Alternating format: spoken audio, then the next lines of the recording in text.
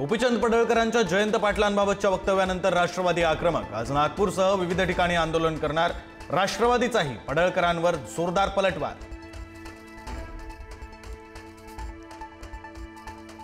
राज्यातील शेतकऱ्यांना अतिवृष्टीचा मोठा फटका। अतिवृष्टीमुळे 62,17,000 एकर क्षेत्र बाधित।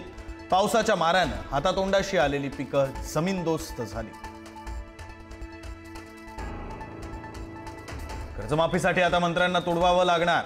शेतकरी नेते रविकांत तुपकर यांचं संतप्त विधान। तुपकरांच्या आंदोलनात नेपाळच्या क्रांतीचा उल्लेख।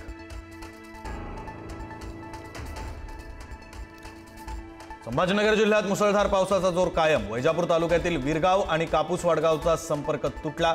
आजूबाजूचे नागरिक पाण्याच्या प्रवाहात अडकले।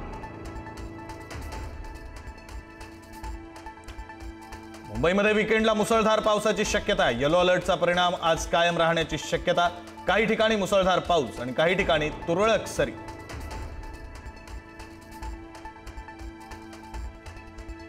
रेल्वे मंत्री अश्विनी वैष्णव यांच्या उपस्थितीत घणसोली बुलेट ट्रेन टनेलचा ब्रेक थ्रू। केंद्रीय रेल्वे मंत्री अश्विनी वैष्णव घणसोलीत पत्रकार परिषदही घेणार।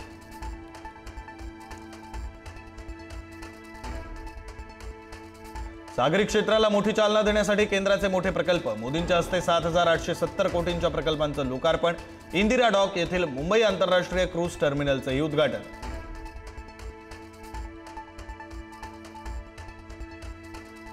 मोनोरेलला आजपासून अनिश्चित काळासाठी स्थगिती। मोनोरेल प्रणाली अधिक सक्षम आणि आधुनिक करण्यासाठी स्थगिती दिल्याची प्रशासनाची माहिती। प्रवाशांची मात्र तारांबळ। मीनाताई ठाकरेंच्या पुतळ्यावर रंग टाकणाऱ्या पावसकरची कोठडी आज संपणार। पोलीस आज पुन्हा पावसकरला कोर्टात हजर करणार। कोर्टाच्या निर्णयाकडे लक्ष।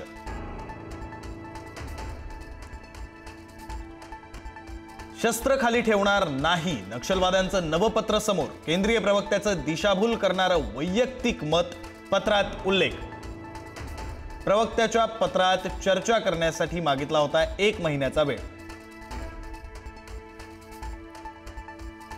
वनविभागाच्या पथकाची मनमाड रेल्वे स्टेशन परिसरात मोठी कारवाई। सापळा रचून हरिणासह इतर वन्य प्राण्यांच्या कातडीची तस्करी करणाऱ्या 4 जणांच्या टोळीला अटक। तस्करांकडून अनेक कातडी जप्त।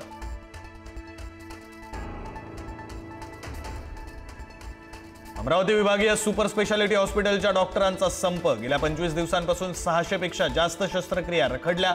कंत्राटी डॉक्टरांचं मानधन थकल्यानं डॉक्टर संपावर।